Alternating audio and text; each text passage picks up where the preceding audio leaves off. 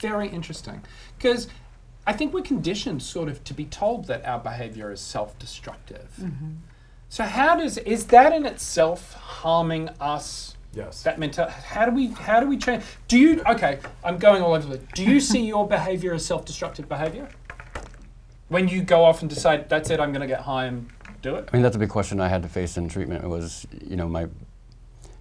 I was buying my stuff, and I'm not the kind of person. I didn't see that I was hurting anybody but myself, and that was fine. Right, because I'm buying it. Yes, it's destructive behavior, but I didn't consider it destructive to other people until people started saying, "Oh, we can't find you for 3 days. That's a problem."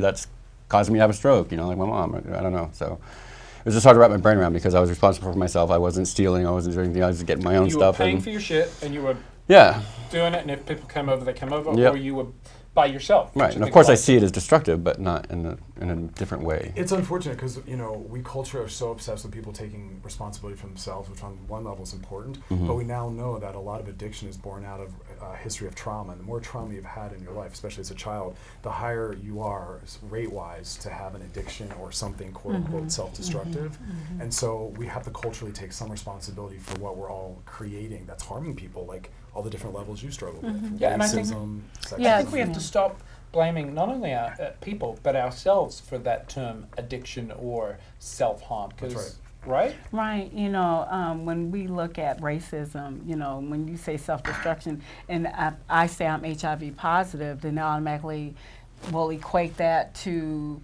me doing drugs. What did you do to get it? Yeah, right? that I had to have done something, right. And because of the lifestyle that I was living when I was in a relationship with somebody for 2 years prior to using drugs in the first place. Mm-hmm. And so for me, when society hears that I'm HIV positive, it's expected because Black women are considered being over-sexual. Mm-hmm. Yeah. So we are, yes. We're viewed as that, and so it makes it becomes an issue. So we're fighting. Not only am I fighting HIV or the stigma associated with HIV, I'm fighting the stigma associated with me being a Black woman. Yeah. I have a question for you, all of you, because I'm HIV negative. So one of the things I see socially is people will ask, "How did you get it?" All the time. That's the first question. All the time. No one asks, "How did you get cancer?" By the way, no, they don't. How did you get testicular cancer? No one says that. Or how did you get diabetes? No one ever asks. Is that so they're trying to decide if you're to blame or not? Was it That's exactly right. Oh yeah, exactly you were being promiscuous or you were high and having unprotected sex. So obviously you did something wrong. Well, and if you do tell them, they don't believe you anyways. They just make their own assumptions. So it's just pointless to tell. I really resonate though with what you said about that. Putting yourself in that environment where you don't have to think about and care about it. And for me, it's been in the times where I have kind of, quote unquote, gone off the rails. It's, as I said, it's been, fuck this. Mm-hmm.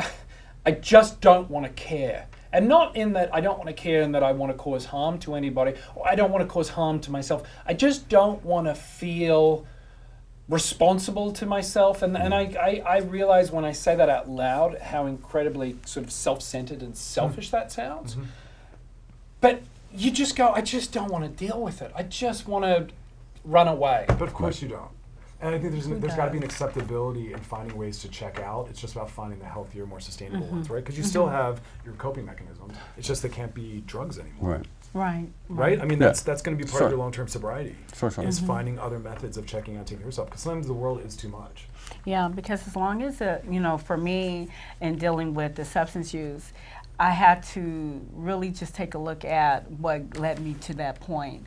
And today I'm able, going through therapy, surrounding myself with a support system that I can call on if I'm struggling through different things. But me finding out about me helped save me, and help and allow me to live beyond an HIV diagnosis. It isn't just something miraculously that I decided to do. Anybody can do this, but I had to deal with my stuff first. Now that I'm dealing with my stuff, it's less likely I'll ever use again. But I can understand that it led me because my life is everything happened at the same time. So there's all these intersections that led to my HIV. It wasn't that I was trying to, be out there on the streets. I was just trying to live. You were trying to survive. That's it. I was just trying to live. Yeah. And then when I wanted to do it right, then the state says, no, you can't. You're a felon. You can't.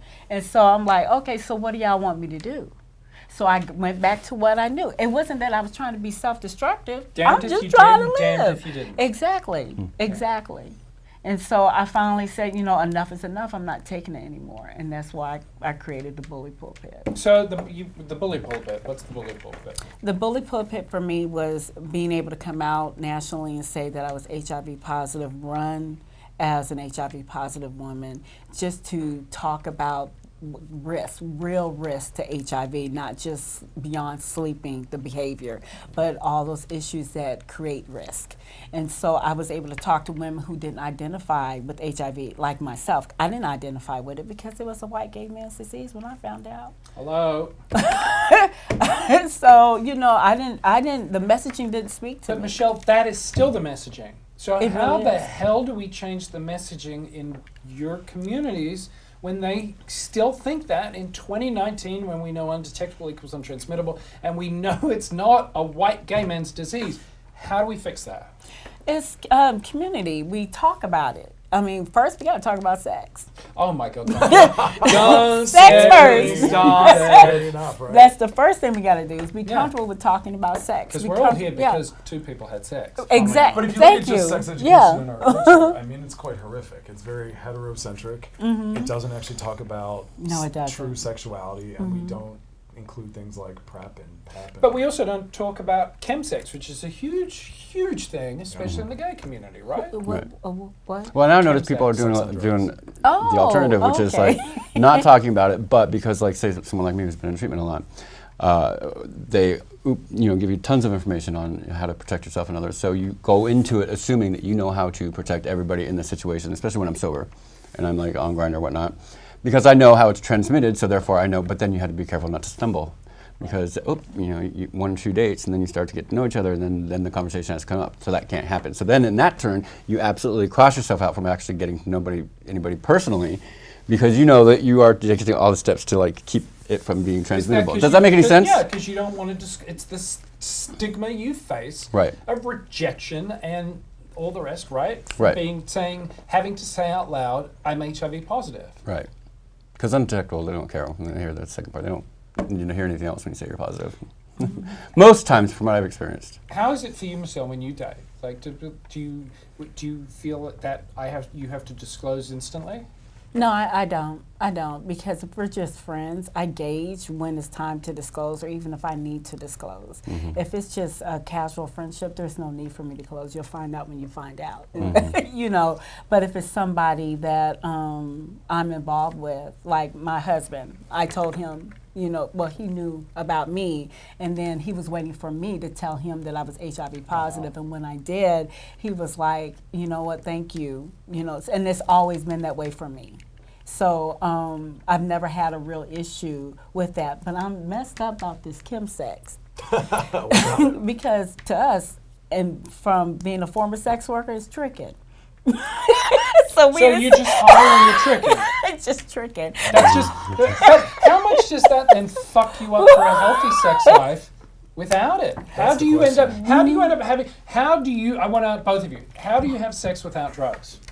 I just got out of a 3-year relationship actually where I was engaged, and none of my partners, except for one, have ever been positive, which has been awkward. But when I'm off, I just progressively, the more I get to know the person throughout, every relationship basically, long story short, has ended with them saying, how come you don't sleep with me anymore? I'm like, we haven't had sex in 2 months. We haven't had sex in 3 months. But it's based on your anxiety? It's just, I lose all interest. The more I get to know a person, I don't know if that's a chemsex thing or if that's a completely different topic. That sounds but a little secondary. Yeah. But could have some of that in there as But well. But that's another show. Yeah, My whole mind, I separate it, so it's a transaction. You women are good at that. Yeah, so it's no problem. It's a transaction. Guys, I want to honestly thank you all again, Dr. Chris, Michelle, Tony. Thank you so much. Thank you for sharing, being really honest. And again, as I said, if you want any more information on anything you've seen today, check out pluslifemedia.com. Follow us at Plus Life Media across all social platforms. Thanks, guys.